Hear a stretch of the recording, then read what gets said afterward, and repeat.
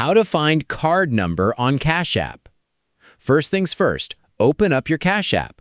Look at the very bottom menu bar and tap that little wallet or card icon right next to your balance. That's going to take you straight to your Cash Card dashboard. Now you'll see your virtual card sitting right at the top, but if your card is currently locked, like mine is here, you won't be able to see your CVV code or expiration date.